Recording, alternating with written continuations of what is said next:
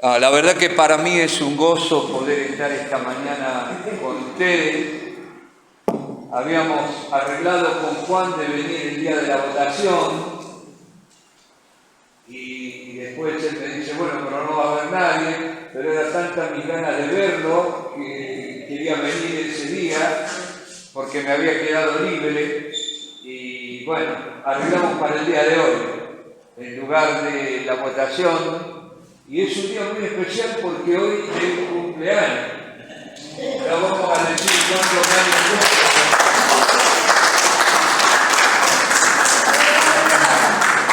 después vamos a orar por él, todos los pastores que están aquí, los hermanos. Después, cuando llegamos a los 50 años, ya decimos, ¿cuántos años tenés? 50. Dejamos de contar. No. Como ha dicho Juan, estamos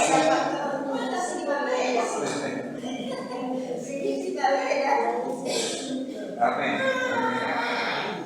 Es cierto que tenemos muchos años de andar juntos y nos han pasado muchas cosas buenas y no tan buenas, pero el Señor ha sostenido nuestra relación en Cristo y hermandad hasta el día de hoy, y eso hasta el día que nos muramos.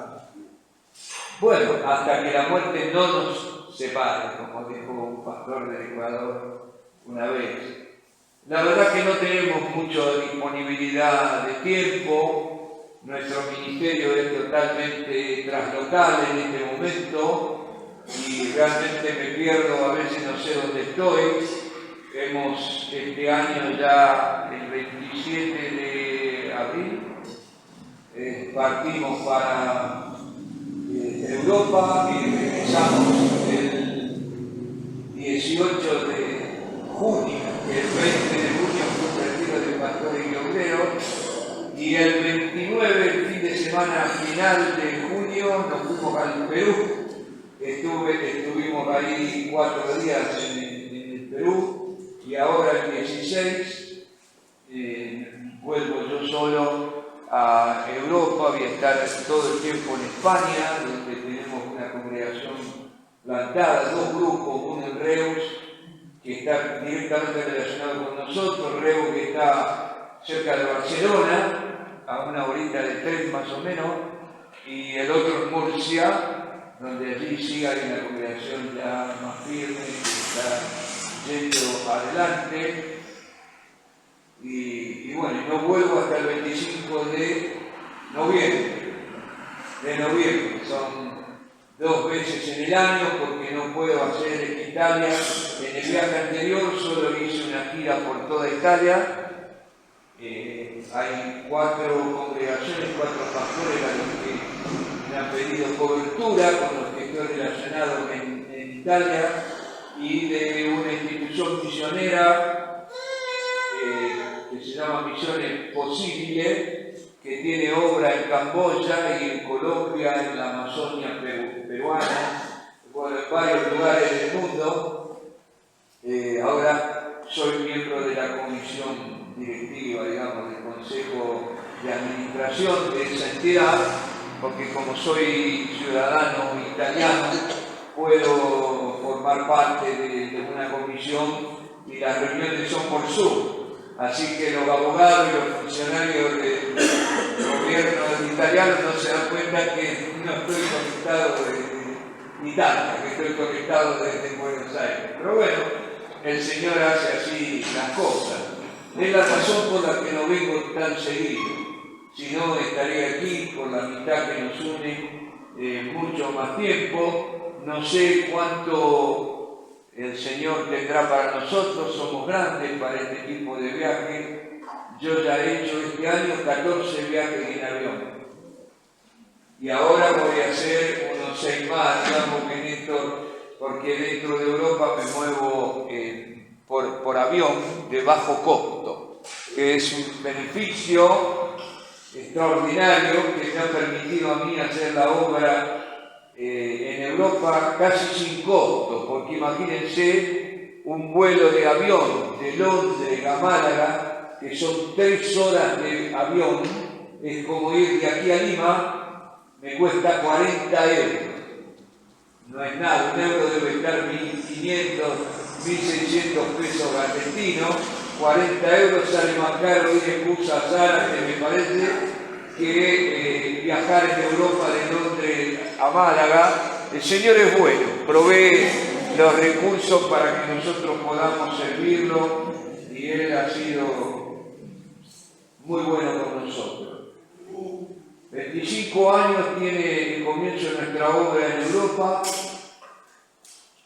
y hasta el día de hoy, todos los años, Dios me paga el boleto. Es increíble. Y lo cuento como un testimonio, ¿o no? Los testimonios, porque yo no soy un elegido. Soy el peor de todos los que están aquí, porque Dios dice, la Biblia dice, Pablo lo dice, Dios que escoge al que no sirve. Así que, si Dios hace cosas con nosotros, porque no servimos. Así la gloria es de Él. Pero es notable la fidelidad de Dios. Y cuando uno camina en fe con Dios, Dios se mueve a pesar de la oposición, de las circunstancias, de las pruebas. Así que pensar bien. Este año es un milagro, porque un boleto en este momento ida y vuelta a Buenos Aires, Europa, sale $2.000 por ahí. Y yo este año pagué 400.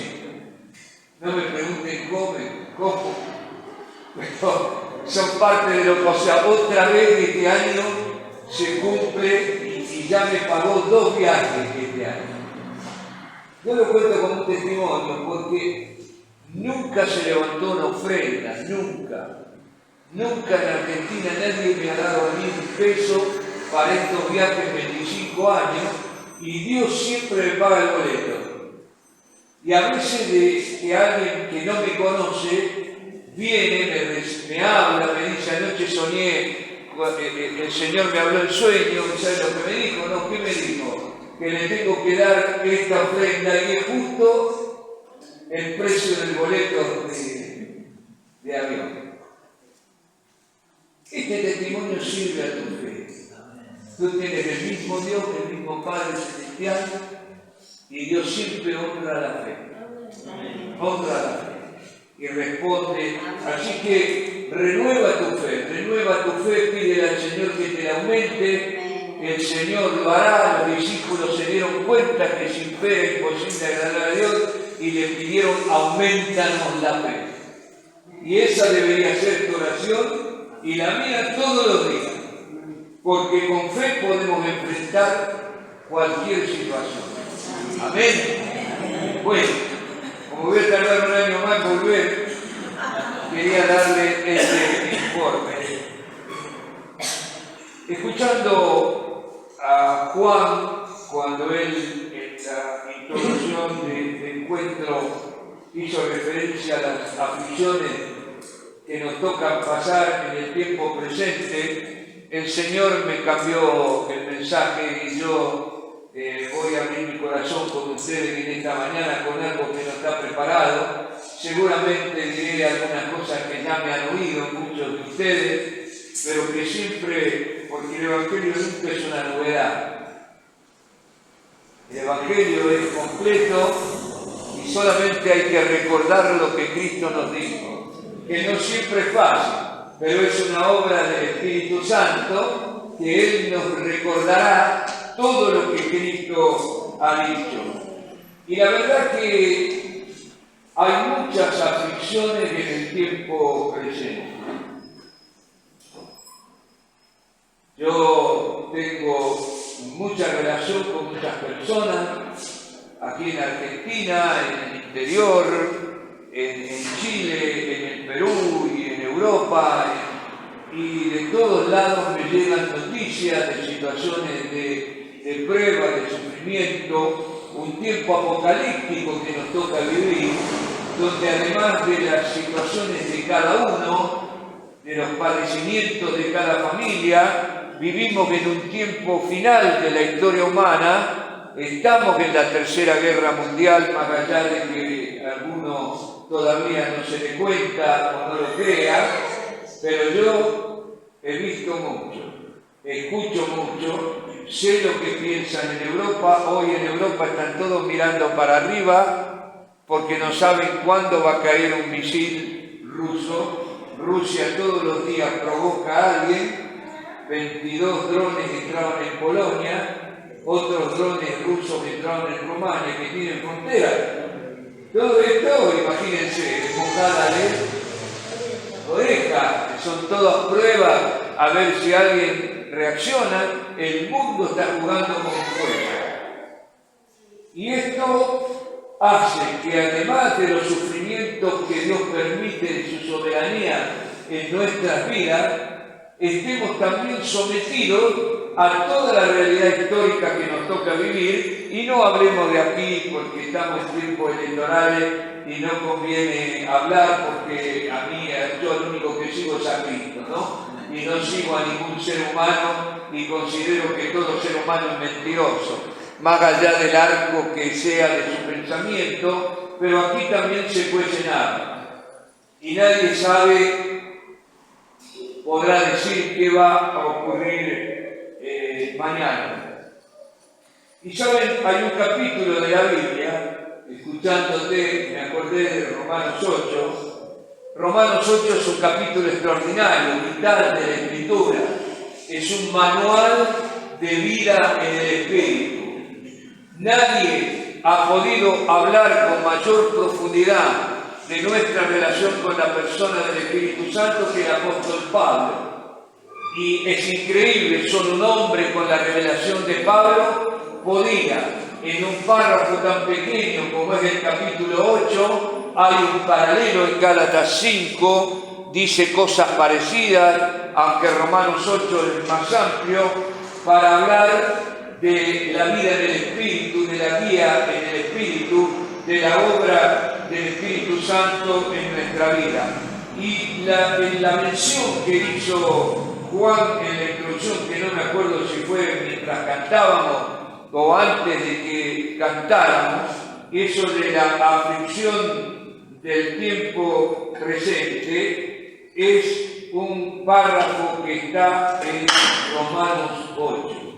Las aflicciones del tiempo presente no son comparables a la gloria venidera. Y esto es algo que a mí ya me aumenta la fe y me da esperanza. Estoy sometido a padecimientos mientras esté en el cuerpo y en esta vida, pero yo sé que lo que me toque pasar por mi fidelidad a Dios, manteniendo mi fe a pesar de los golpes de la vida y los ataques del diablo, yo sé que toda esta aflicción tiene un eterno peso de gloria, y que llegará el día en que tú y yo diremos: bendita pena, bendito sufrimiento que ha merecido un consuelo, una recompensa y un resarcimiento tan grande. Así que el capítulo 8 es usado por muchos pastores y hermanos, y nos repetimos los textos que nos gustan, porque son textos que responden a las aflicciones, a las pruebas, a la adversidad. Por ejemplo, sabemos que a los que aman a Dios, todas las cosas les ayudan a bien, esto es, a los que conforme a su propósito son llamados. No, que yo escuché muchas veces: todo ayuda para bien. Pero repetir este texto sin tener en cuenta los primeros versículos de Romanos 8 no tiene sentido. No tiene sentido, porque hay condiciones para que en todas estas cosas seamos más que vencedores. No es que cualquiera que levantó la mano o se bautizó o viene a una congregación o se reúne o ofrenda, esta realidad se cumple en su vida. Hay algunas condiciones que yo haré referencia un poquito más tarde, y dice: ¿qué nos separará? Mira, acá da la lista de las cosas que te pasan, de las cosas que me pasan a mí y de las cosas que están ocurriendo en el mundo de hoy. Dice: ¿quién acusará a los escogidos de Dios. Dios es el que nos justifica. ¿Y qué nos va a separar del amor de Cristo? Hambre, desnudez, tribulación, angustia, persecución, podemos decir guerra, peligro, espada, ¿no? La guerra, todo lo que está ocurriendo en el mundo de hoy. Miren, no hay aquí en este listado, no se escapa ninguna de las adversidades que en la vida tú y yo hemos tenido que enfrentar. Y luego de dar esta lista de la realidad del sufrimiento aún en la vida cristiana, dice: en todas estas cosas somos más. ¿Han escuchado ese texto? Sí, a mí me lo tiran muchas veces. En todas estas cosas somos más que vencedores. Pero hay que hacerse la pregunta: ¿cuál? ¿Cuál?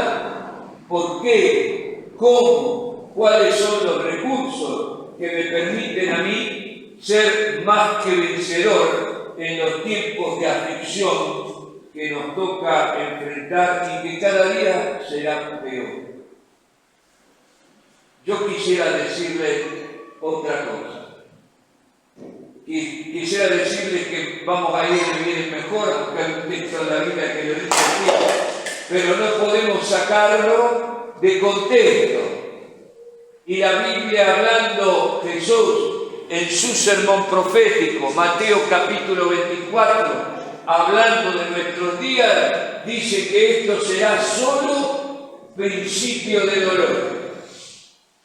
Y agrega que si estos días no fuesen acortados, ninguna carne sería salva. Así que lo que debemos esperar es un gran sufrimiento. Debemos esperar persecución, angustia, todo tipo de situaciones que van a herirnos aún a los cristianos. Y quizás el asesinato de este cristiano de un tiro en Estados Unidos, Charlie Kirk me parece que se llamó, es una demostración de los tiempos que vivimos. Yo he sabido en Inglaterra de predicar en una plaza a un pastor de mi edad y la policía llevárselo esposado preso como si hubiera matado a alguien. Mientras un musulmán tiene la libertad de poner una mantita en el piso, mirar hacia la Meca y realizar su oración. Y el pastor preso por predicar el Evangelio. Nunca lo hubiéramos soñado, ni lo hubiéramos pensado de esta situación. Y agrega el apóstol Pablo en este párrafo de Romanos 8, dice una cosa extraordinaria: por lo cual estoy seguro de que ni la muerte, ni la vida, ni ángel, ni demonio, ni potestad, ni lo presente, ni lo porvenir, ni lo alto, ni lo profundo, ni ninguna otra cosa creada nos podrá separar del amor de Dios que es en Cristo Jesús. Y aquí está la respuesta a las aflicciones del tiempo presente. Y dice que aunque va a venir mucho sufrimiento en el mundo, y la vida y el ataque del diablo y la prueba y la tribulación te va a tocar, en todo eso serás más que vencedor, más que vencedora, y sobre todo, que es lo que más me interesa, que nada de lo que me pase en la vida me puede separar del amor de Dios que es en Cristo Jesús. Me da esperanza. Y Romanos 8 dice: en esperanza hemos sido salvos. Y lo que uno espera todavía no lo ve, ¿no? Si no, no sería esperanza. Si ya lo tengo, lo dice también la Biblia. Pero cuando yo miro mi vida, cuando miro el futuro, cuando pienso en mi muerte, cuando pienso en la vida eterna, lo veo desde la esperanza, no solo de la fe. Hay tres virtudes espirituales: la fe, la esperanza y el amor. El amor es la mayor Pero mientras que estamos acá en este cuerpo débil de carne que se enferma, que sufre, que siente el dolor físico, el dolor psíquico, el dolor espiritual, mientras que estoy en este cuerpo, lo que a mí me sostiene es la fe, pero también la esperanza. Hay esperanza. Y tú y yo podemos decir, yo sé en quién he creído. Y sé que es poderoso para guardar mi depósito, lo que yo le he confiado. Lo que yo le he confiado. ¿Qué es lo que le ha confiado? Le ha confiado tu vida, tu tiempo, tu familia, todo lo que eres y todo lo que tienes. Ese es mi depósito. Lo he invertido en el reino de Dios. En el banco tengo justo para comer. Pero aquí no vale la pena invertir. Hay que invertir en el reino de Dios. Mi depósito, confiarle la vida. Es muy importante tener esperanza. Y después lo voy a quizás explicar un poquito mejor, porque van a ocurrir cosas muy difíciles, dolorosas. Y se los digo de parte de Dios. Vamos a tener que subir escalones muy altos. Y vamos a recibir golpes muy duros. Por eso es necesario mantener la fe y la esperanza. Amén. Bueno. Ahora, ¿cómo puedo yo saber que nada me va a separar del amor de Cristo? ¿Cómo puedo saber que en todas las cosas voy a ser más que vencedor? ¿Cómo puedo experimentar que todo ayuda bien a los que aman a Dios, como dice Romanos 8? Bueno, hay un secreto, y el secreto lo da el mismo capítulo 8 de Romanos, que para alcanzar esta estatura espiritual y la victoria, yo tengo que vivir en el Espíritu, vivir la vida cristiana guiado por el Espíritu Santo. Y eso es lo que yo en esta mañana quisiera dejar, este desafío de establecer, desarrollar, perfeccionar cada uno de ustedes la relación con la persona del Espíritu Santo que mora dentro tuyo. ¿Por qué? Porque es en la gracia del Espíritu, en el poder del Espíritu, en la obra del Espíritu en tu vida, es la posibilidad de alcanzar esta meta sublime que Romanos 8 nos promete, de ser en todas las cosas más que vencedores, en la vida y en la muerte. Amén. Bueno, lo explico un poquito mejor. ¿Cómo es para andar en el Espíritu? ¿Cómo es? ¿Saben? No tenemos muchas posibilidades y hay poca mención a la vida del Espíritu. No hay mucho material acerca de cómo andar en el Espíritu. Y a veces los predicadores predicamos de modo, cuando guiamos espiritualmente a otro, como si la gente dependiera de nosotros. Y yo podría ser el más santo y el más parecido a Cristo de todos los que están aquí, pero no puedo ayudar a ninguno de ustedes en la vida espiritual, solo acompañarles, aconsejarles, pero nadie que no tenga vida propia puede crecer espiritualmente. Y el único que otorga vida es el Espíritu Santo que mora en tu corazón. Por eso está Romanos 8, es el capítulo central, después de otros capítulos de Romanos donde hablan de la salvación. Pero este capítulo 8 habla de la santidad, habla de la relación con la persona del Espíritu Santo. Y es extraordinario porque Romanos 7, bueno, la Biblia no estaba dividida en capítulos, la hemos dividido los hombres para poder ubicar los textos. No es que original no tiene ninguna división, no podemos separar, pero bueno, en nuestra Biblia está separado Romanos 7 de Romanos 8, pero en realidad hablan del mismo tema.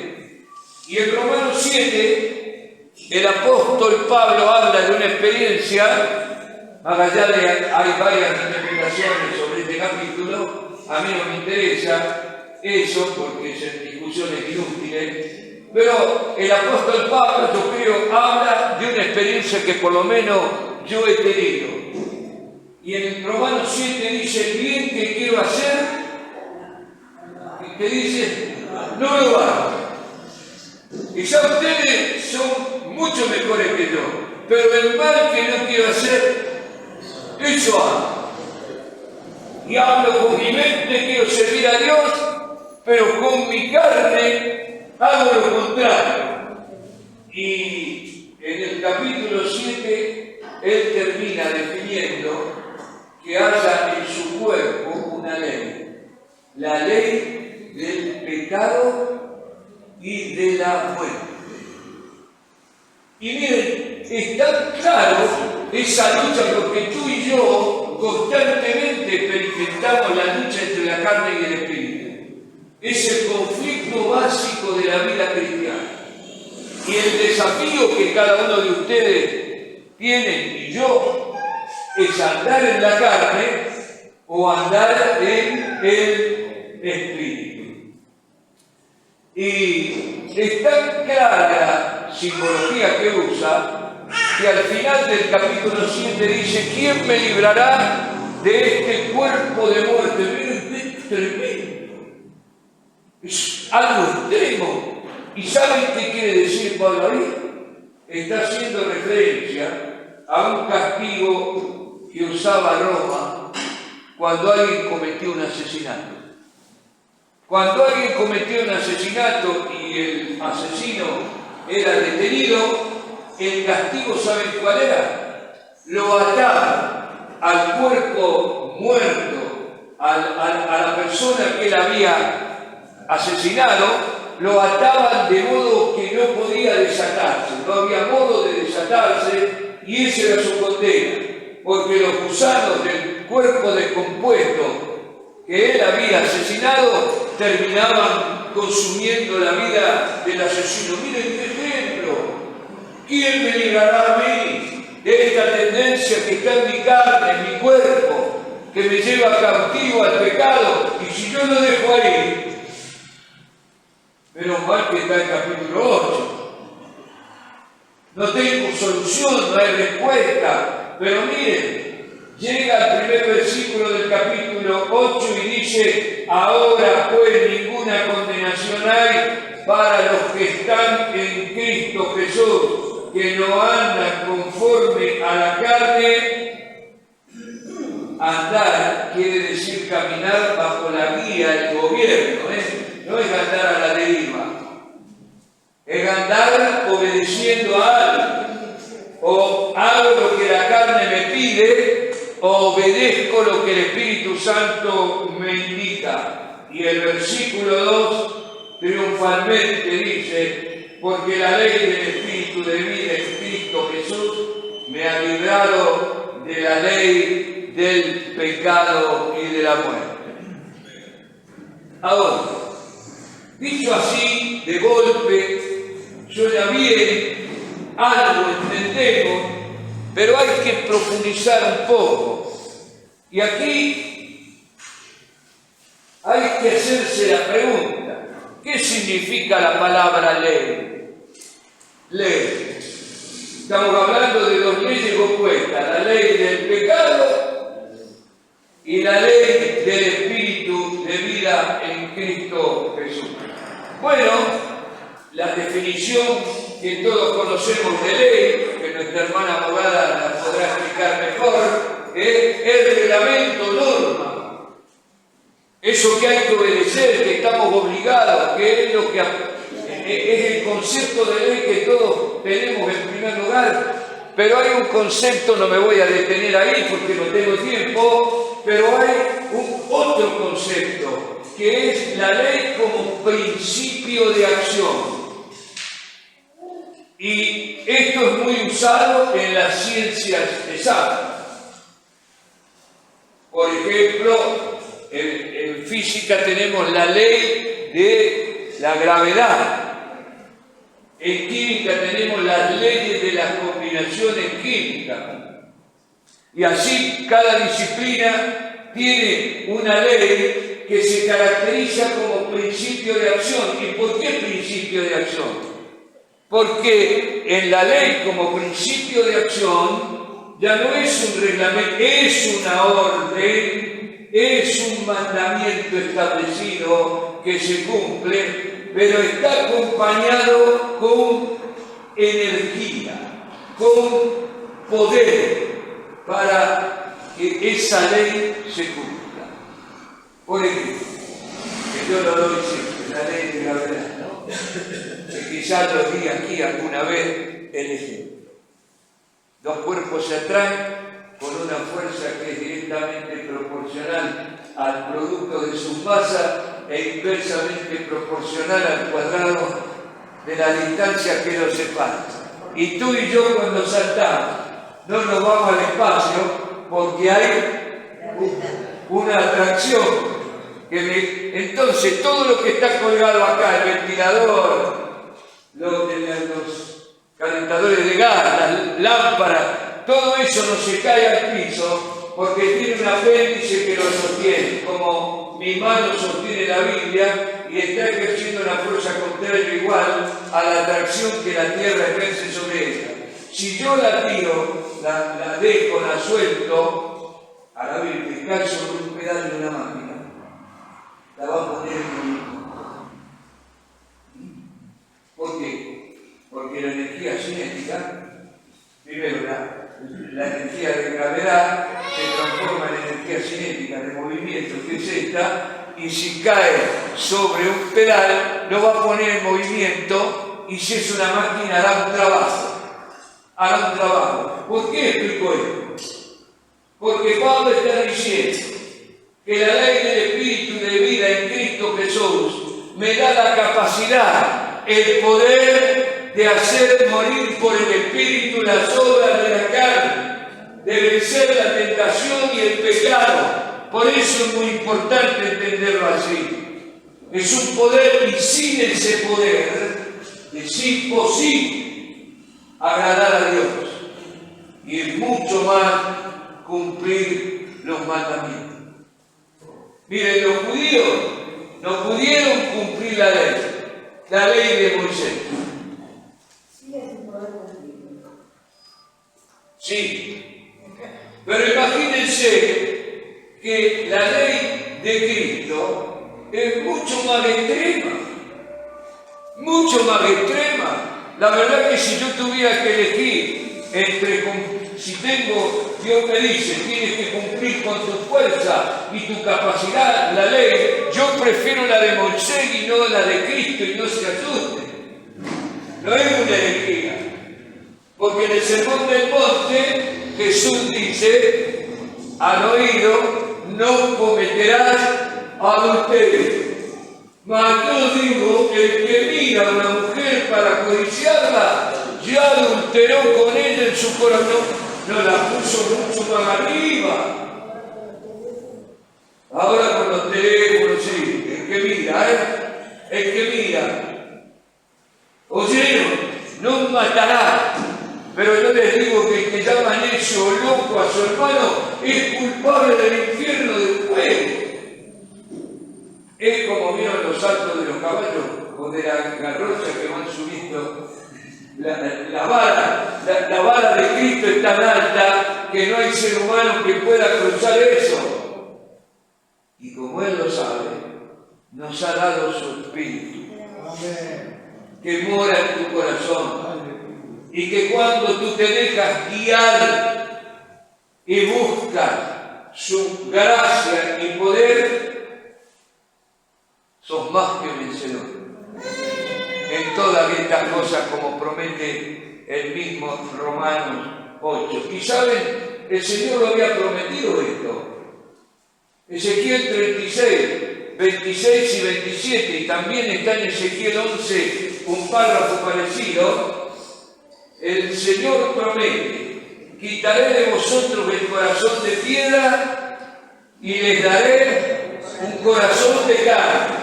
Pondré dentro de vosotros mi espíritu y haré que andéis en mis estatutos, guardéis mis preceptos y los pongáis por obra. Haré que andéis. Tú y yo no podemos, pero en su gracia y bajo su guía, haciendo morir por el Espíritu las obras de la carne, nosotros podemos alcanzar una altura espiritual de santidad delante del Señor. Amén. Amén. Bueno, por eso un poquito más adelante, Romano 8, yo es un bosquejito, ustedes después pueden estudiarlo por propia cuenta, dice que son los guiados por el Espíritu Santo los que son hijos de Dios. ¿Qué regla? ¿No? Porque uno dice, soy cristiano porque me bautizaron. Soy cristiano porque conozco la Biblia. Soy cristiano porque le ofrendo. Sí, todo eso vale. Pero la Biblia dice que solo los que son guiados por el Espíritu Santo son hijos de Dios. Por eso el apóstol Pablo en Gálatas 5:25, yo les dije que el capítulo 5 de Gálatas es paralelo a Romanos 8, dice: si vivimos por el Espíritu, a ver, otra vez, si vivimos por el Espíritu, andemos también por el Espíritu. Y saben, aquí el verbo traducido al español andemos está bien traducido. Significa caminar. Pero caminar ¿cómo? A la deriva, sin meta, a donde me parece que debo ir. No. Andemos también con el Espíritu. Y cuando uno profundiza, investiga, el verbo traducido andar al español, andemos, en el original en griego de la carta del apóstol Pablo, es un verbo militar, que dice así: andar en fila detrás de un conductor, de uno que conduce. Y aquí voy a otro significado de ley, que usamos, por ejemplo, durante la dictadura militar. Estábamos sometidos ¿a qué? Al régimen. Ya no es solo la ley que hay que cumplir, sino el gobierno de quien la establece. Esa ya no era la ley de la Constitución, no era la ley que se le ocurría a cualquier juez o abogado, era el régimen que había establecido, era el gobierno que establecía la ley y la obligaba a cumplir. Sin juicio, sin reclamo. Y aquí es lo mismo. Cuando el apóstol Pablo habla de la ley del Espíritu de vida, habla de obedecer los mandamientos de Cristo, habla del poder que el mismo Espíritu nos da para que podamos cumplir la ley, pero la tercera pata es que este poder nos es otorgado cuando tú y yo seguimos el gobierno del Espíritu. Que Pablo también usa la palabra régimen, el régimen del Espíritu. No estamos bajo el régimen de la letra, el gobierno de la letra pura, sino bajo el gobierno del Espíritu. Por eso es tan importante la guía del Espíritu. La guía del Espíritu. Los pastores no son tu guía, el Papa mucho menos. Ni siquiera mi propio pensamiento. ¿Qué voluntad debo ejecutarlo? La voluntad de Dios. ¿Y quién me revela la voluntad de Dios? En la vida diaria, en las circunstancias de mi vida, en mi historia, ¿quién es el que me la revela? Es el Espíritu. Ni siquiera la Biblia dice que nos tenemos que portar bien. Sí, Dice todas las cosas que agradan a Dios. Pero ¿cómo sé yo ante una decisión, ante un conflicto? Cuando me tratan mal, cuando hay injusticia, cuando pierdo, cuando me golpea la vida, ¿cómo respondo? ¿De dónde salgo yo? Y saben, siempre en la vida, el ser humano tiene que tomar decisiones constantemente, ¿o no? Sí, constantemente. El asunto es, ¿quién es el que dice lo que voy a hacer?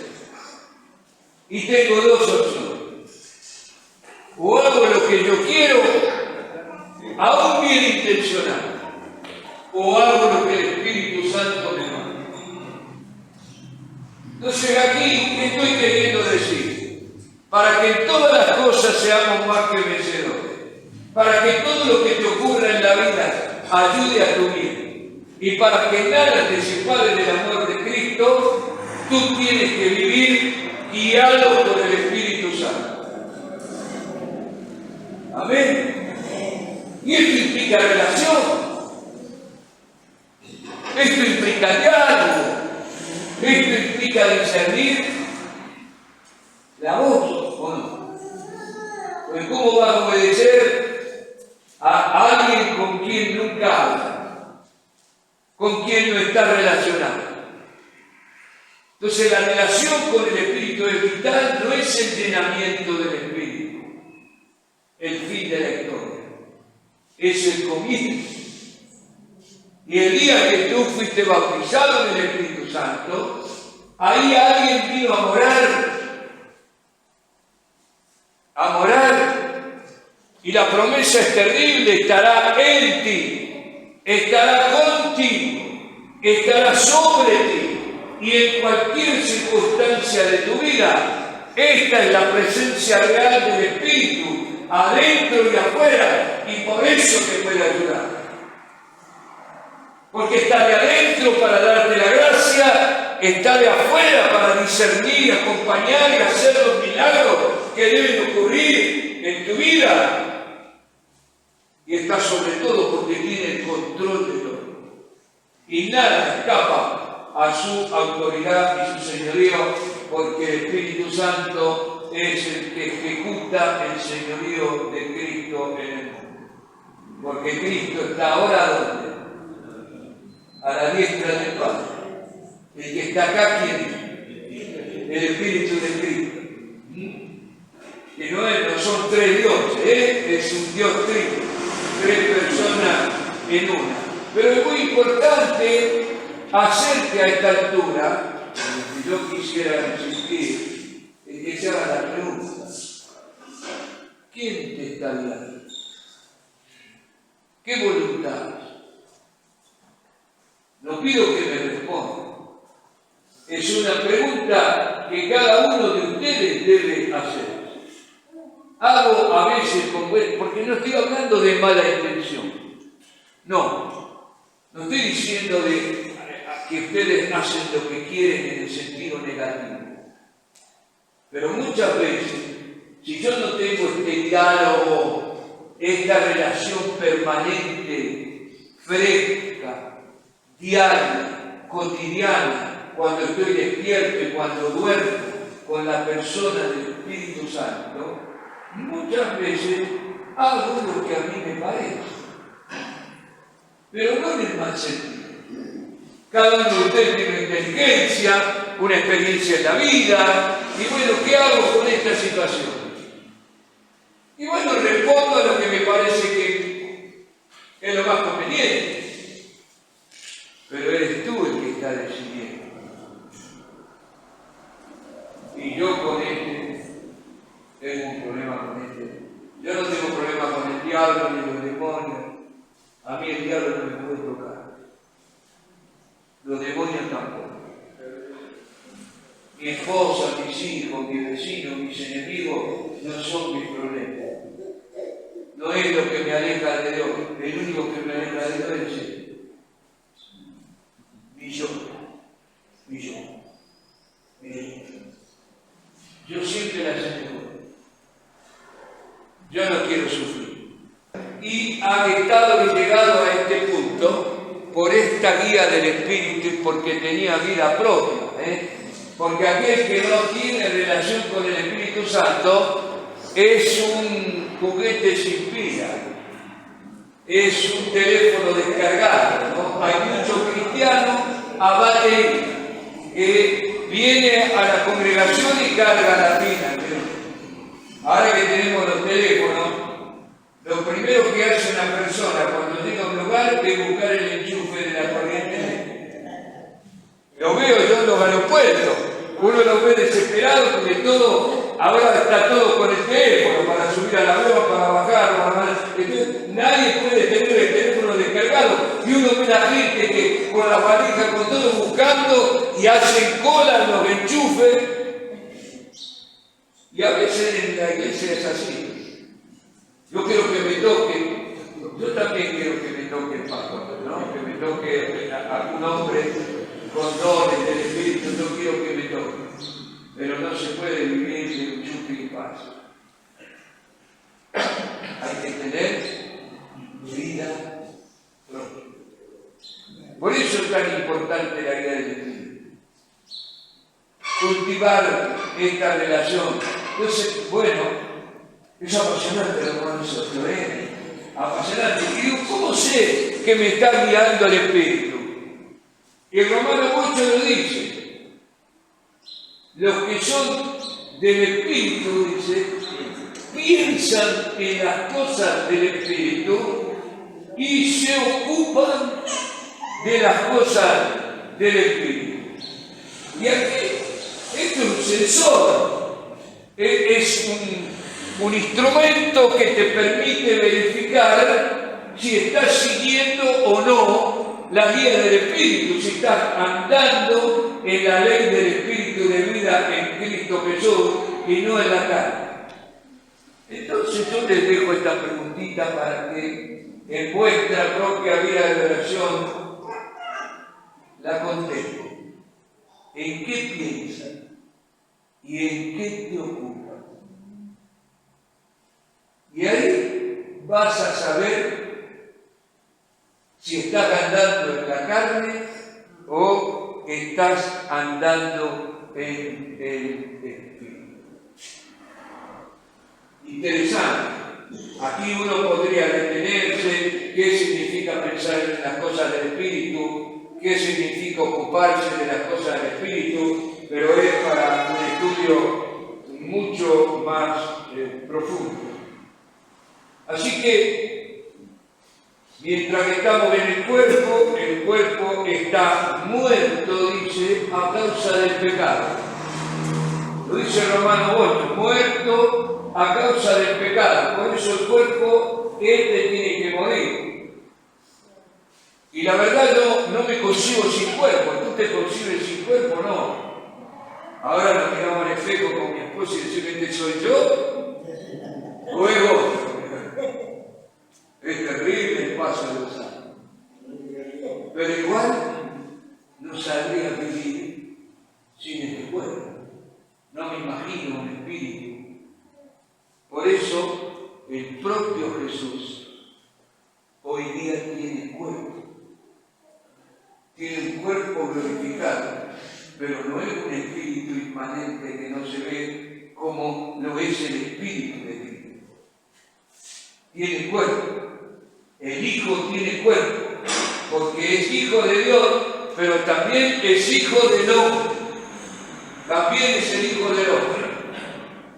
Estaba pensando ahora, con todo estos líos de la ideología de género, el feminismo, todo este asunto, ¿no? La renuncia de la mujer contemporánea a la maternidad, que yo creo que es el don más glorioso que Dios pueda dar a un ser humano. Que ninguno de los varones que estamos aquí jamás podremos comprender qué significa ser madre. Y esta lucha, ¿no?, de hombres y mujeres que nos han metido ahora, esta ley diabólica, inspiraciones diabólicas. Lo que me llamó la atención pensando en esto, porque no sé qué había leído, en esto de los cromosomas, XX y XY,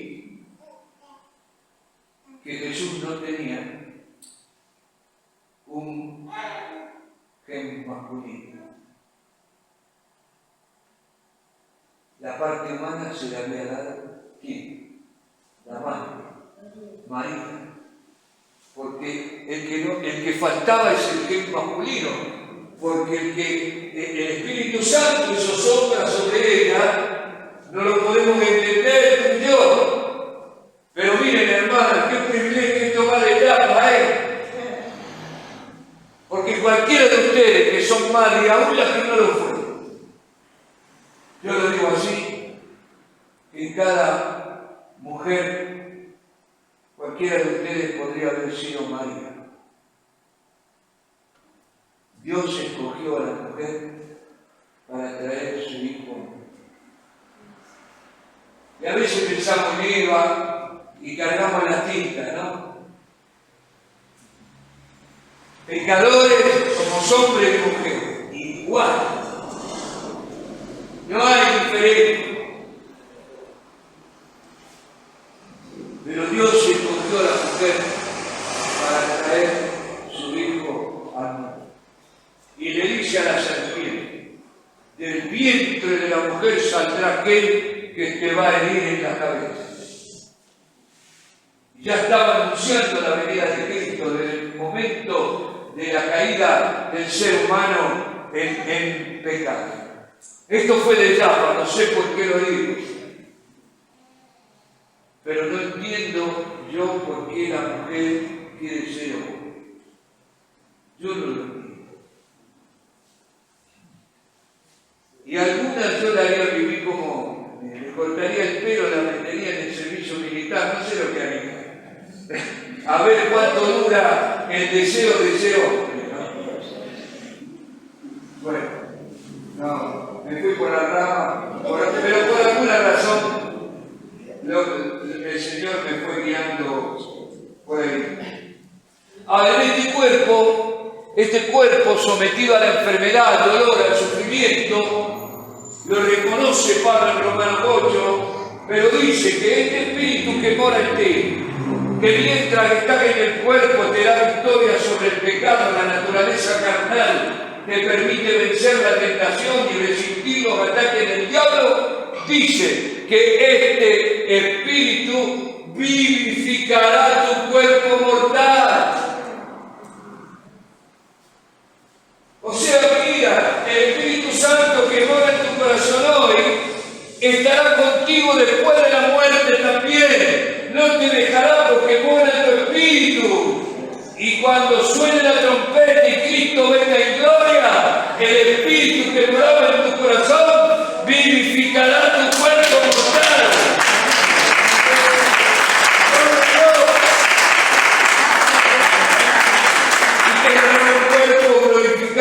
Un cuerpo para el cual ya no habrá, como un corito cantábamos cuando yo era niño en la escuela dominical, en la iglesia, no habrá más llanto ni dolor. Este cuerpo que hoy tiene Cristo, un cuerpo glorificado. Mira esta relación con el Espíritu, no te dejará, no te desamparará. Bueno, Romanos 8 dice que este espíritu que el Señor ha hecho morar en tu corazón no es un Dios cualquiera, no es una fuerza impersonal que ha metido Dios en tu corazón, no, es el espíritu de adopción, es el espíritu que da testimonio en tu espíritu de que eres un hijo o una hija de Dios. Y de tan cercanía con el Padre que puedes llamar al Padre Celestial Abba. Nadie la traduce.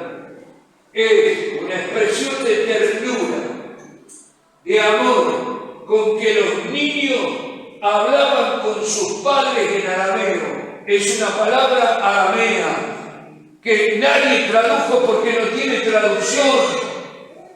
Podríamos decir, papito, querido papá. El Espíritu Santo que mora en tu corazón te está diciendo, eres un hijo, eres una hija de Dios, no eres cualquiera. Tienes la identidad, la imposibilidad importancia, la cobertura, la provisión de Dios, porque eres un hijo o una hija amada. Tremendo esto, tremendo. Mire, Dios te ha amado tanto a ti, a cada uno de los que está aquí, que si toda la humanidad existente, Adán y Eva incluso, no hubiesen pecado, y tú o yo fuese el único pecador de la historia humana, Cristo hubiera venido a la cruz del Calvario a morir solo por ti. Hubiera hecho toda su pasión y muerte por amor. Y el Espíritu te da este testimonio, no eres un huérfano, un desgastado, mucho menos un bastardo. No, eres un hijo de un Padre amoroso.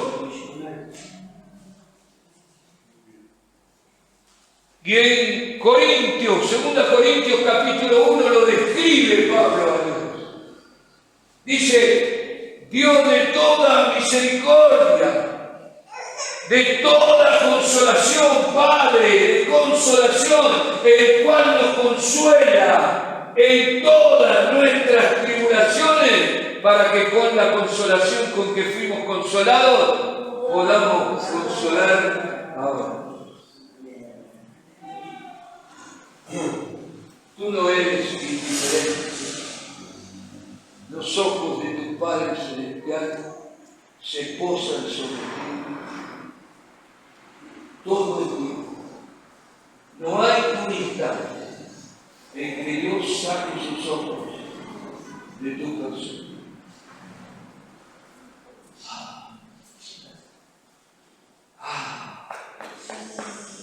Lo acompaña bajo tus vidas.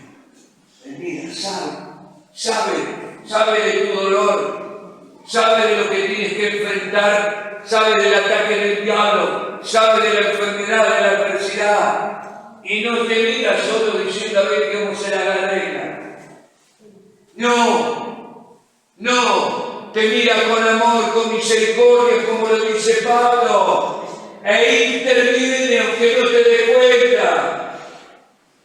Y si Él permite que tengas que sufrir, porque eso ocurre en la vida, te da la gracia y el poder para que puedas resistir. Y habiendo pasado todo, tener una fe más preciosa que oro. Firme en tu fidelidad al Señor. Amén. Amén. Así que yo digo, mucha gente que ha tenido, no ha tenido familia o han nacido, no lo han amado, lo han resistido, lo han tratado injustamente, no lo han abandonado. Hoy día es la mayoría, a medida que se rompe la familia, hay cada día más huérfanos, más gente no amada, más gente no recibida en el mundo. Algunos no llegaron a ser abortados, pero casi. Y si no los abortaron, no los recibieron en la vida, ni los amaron. ¡Qué terrible! Una historia. Cada día le duele más a la gente en su historia. Y deja huella profunda. Pero hermano, ¿para qué Dios su Espíritu, el Señor, bueno, para muchas cosas? Pero porque yo creo que lo primero que hace el Espíritu Santo cuando viene a morar, cuando alguien recibe el bautismo, no es darle dones, carisma, hablar en lengua, tener profecía. No, lo primero que hace el Espíritu cuando viene a tu corazón es decirte, es mi hija, eres un hijo, una hija mía, ya nada más me importa.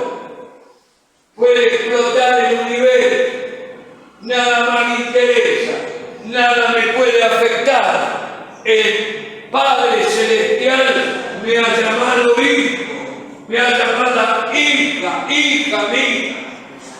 No temas, no desmayes, yo estaré contigo, no te abandonaré, no te dejaré. Ese es el testimonio del Espíritu. Por eso podemos decir, aunque ande en valle de sombra de muerte, no temeré mal alguno, porque tú estarás conmigo, tu vara y tu callado me infundirán ánimo. El testimonio, la cobertura, la protección.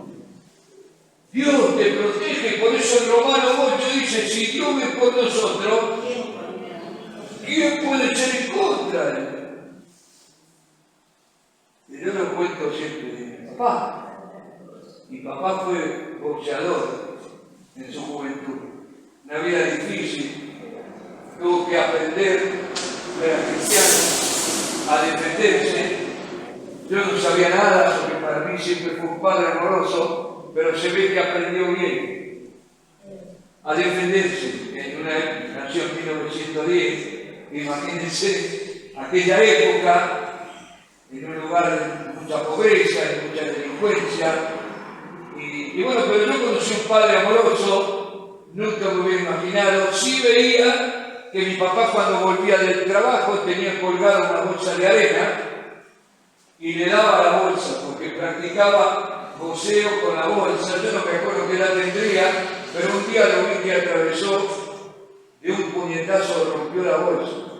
Y ahí a mí ya me dio una impresión. Digo, ¿quién es? Sí, bueno, pero me olvidé de eso. Yo no sé cuántos años tendría, era muy chiquito, pero ya por un solo razón me manda mi madre a la carnicería. Y bueno, ahí está el carnicero peinado, tenía el copo que le cubría la frente, no se le veía la frente casi. Y alguien dice mi apellido, y el carnicero dice, ¿tú eres el hijo de Nando? Porque mi papá se llamó Fernando, y como diminutivo le decían Nando. Le digo, sí, yo soy el hijo de Nando. Y él se levanta el copo y tenía una cicatriz que le atravesaba toda la frente. Dice, tu papá me rompió la cabeza, nos peleamos no sé cuándo, y me empezó a decir, y le dio una viaba a este, le dio la viaba, no es sola palabra, pero miren, yo era un niño, no entendía mucho lo que escuchaba. Mi padre a mí no me levantó la mano, me castigó cuando me decía, pero nunca vi nada violento ni con mi madre, no. Pero cuando yo escuchaba eso, me empezó a venir el pensamiento, ¿quién me va a tocar? ¿Quién me va a tocar a mí? ¿Quién se va a animar a tocarme a mí? Bueno, era medio sinvergüenza, y teníamos banditas que nos peleábamos de una cuadra a la otra, y nadie andaba solo porque te podían dar una viaba. Mi madre me manda mucho tiempo después de este asunto, de nuevo, que ya conté, a la panadería. Y yo salgo con la bolsita y enfrente están los chicos de la otra cuadra. Y empezaron, te vamos a romper la cara, te vamos a dar y una ventaja que ese flaquito, yo era muy flaquito, parecía una radiografía, en correr ligero. Y yo salí corriendo y todo esto de atrás, profiriendo amenaza, y yo con un miedo bárbaro, llego a la esquina de mi casa estaba a la vuelta, y cuando yo giro, lo veo a mi padre en la puerta. En la puerta. Bueno, ahí dieron cuenta los que venían atrás mío. Yo sabía quién era mi padre y lo que podía hacer con su puño. Y los que venían atrás, chiquito y todo también. Así que yo me paré, vengan, y comencé todo a amenazarme, todo porque sabía, y uno por uno se fue. ¿Qué quiero decirte? Si tienes este testimonio del Espíritu, diciéndote que eres un hijo, una hija de Dios, no hay diablo, no hay demonio, no hay ser humano que pueda tocarte, porque Él es tu defensor.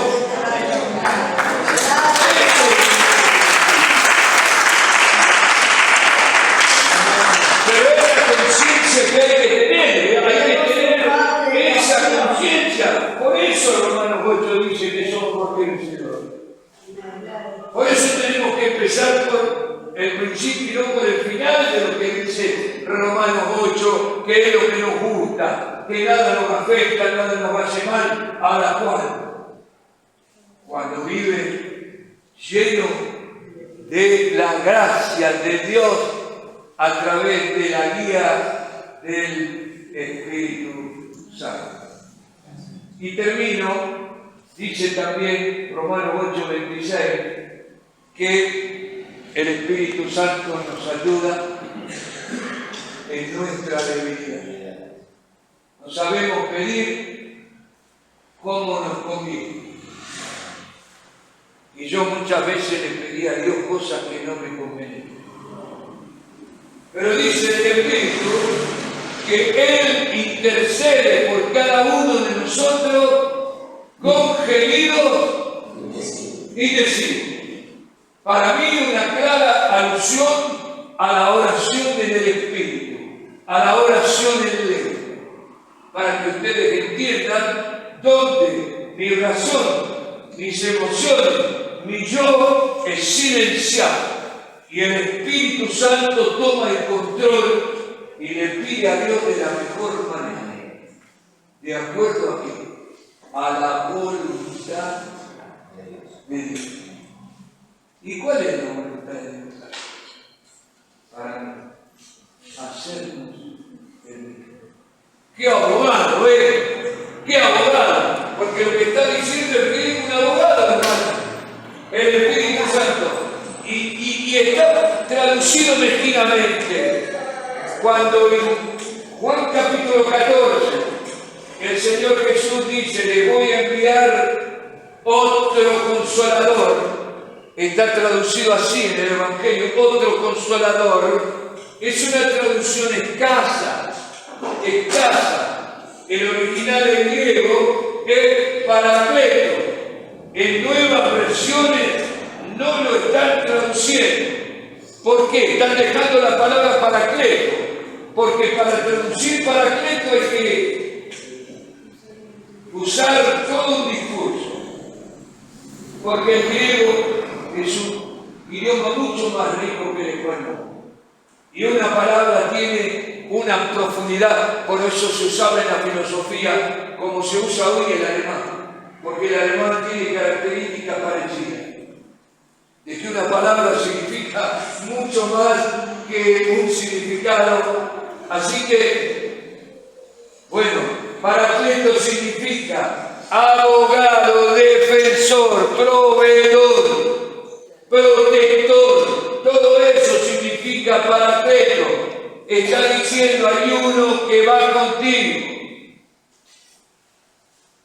pero que te acompañe en el camino de la vida para interceder por ti, para poner la cara por ti, para defenderte, para librarte del mal, para proveer, para resistir los ataques del diablo.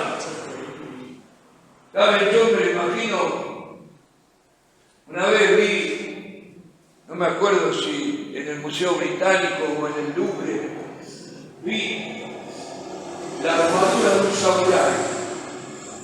Era una cosa espantosa ver la armadura, no como la armadura de la Edad Media, que es una cosa media siniestra, algo que ponía temor ver solo la armadura. Y ahí me vino a mí como una imagen, como un pensamiento. ¿Y saben cómo lo veo yo al Espíritu? Lo veo como un samurái, como un guardia armado, que camina delante mío, a la vanguardia, a la retaguardia, a los flancos de mi vida, mientras yo peregrino a la patria celestial, estando en el cuerpo y en este mundo, y me defiende de todo mal. Me defiende de todo mal. Ver esta expectativa, Él está conmigo. Él te acompaña. No hay ningún momento de la vida donde el Espíritu Santo te abandone. Por eso no es un problema de Él. La pregunta no es si estará o no estará. Porque eso tiene respuesta. Él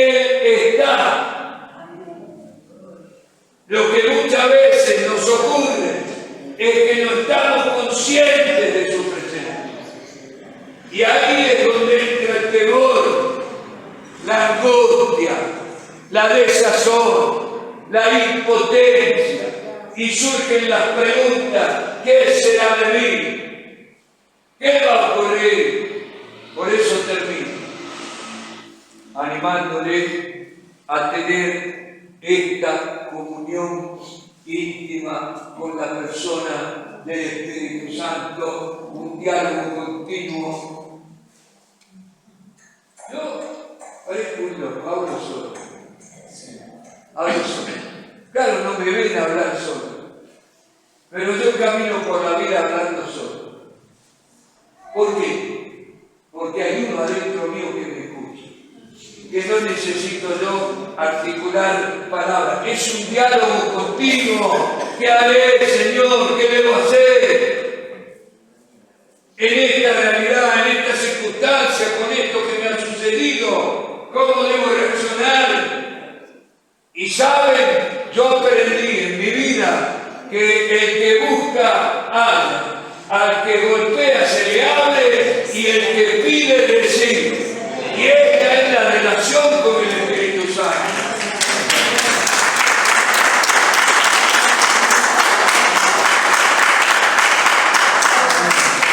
Así que el Señor en este día comenzó hablándonos de las aflicciones del tiempo presente. Y creo que el Señor nos está diciendo algo. Nos está volviendo a recordar que tenemos por delante días difíciles y días de sufrimiento y de hambre. Pero en esta mañana, y es lo que yo sentí cuando lo escuché a Juan, el Señor nos ha querido decir: no temas, no desmayes, que yo estoy contigo.